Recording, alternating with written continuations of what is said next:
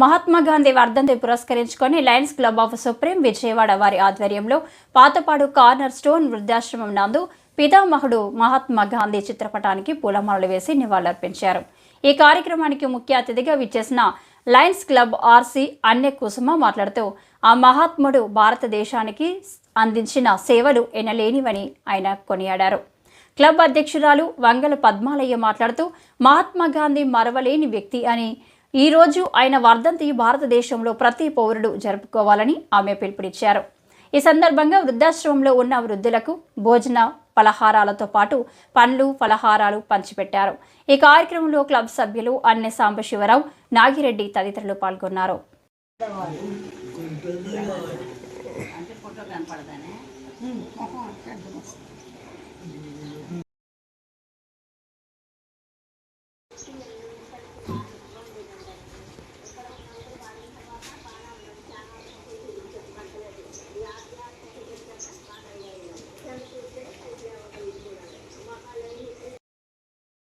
నమస్కారం అండి.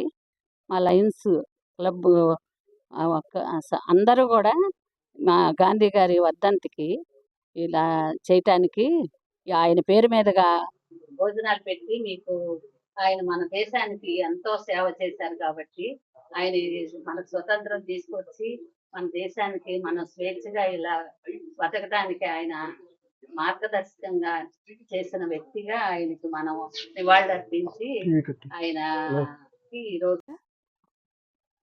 ఈరోజు గాంధీజీ వర్ధంతి సందర్భంగా మా సుప్రీం క్లబ్ ఆధ్వర్యంలో మా ప్రెసిడెంట్ పద్మాలయ్య గారి యొక్క సంరక్షణలో కొనసాగుతున్న ఈ కార్నర్ స్టోన్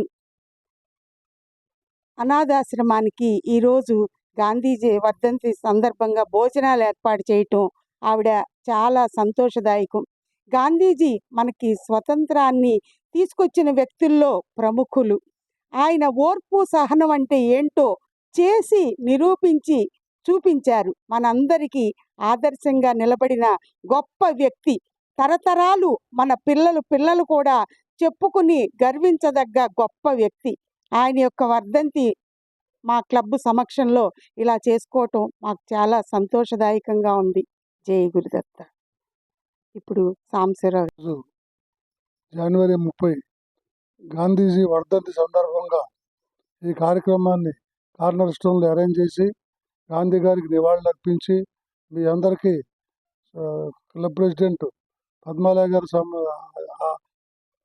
ఆధ్వర్యంలో భోజనాలు అరేంజ్ చేసినందుకు ఆవిడకి ధన్యవాదాలు చెబుతూ మీ అందరికీ నమస్కారం.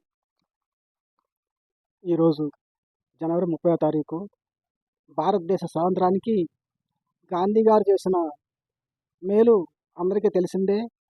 ఆయన మరి ఆ రోజు జన్మించి ఎన్నో కార్యక్రమాలు చేసి ఉద్యమాలు నడిపి మరి మన దేశానికి స్వాతంత్రం తీసుకురావడానికి చాలా ప్రయత్నం చేసి చివరికి సాధకం చేయగలిగారు.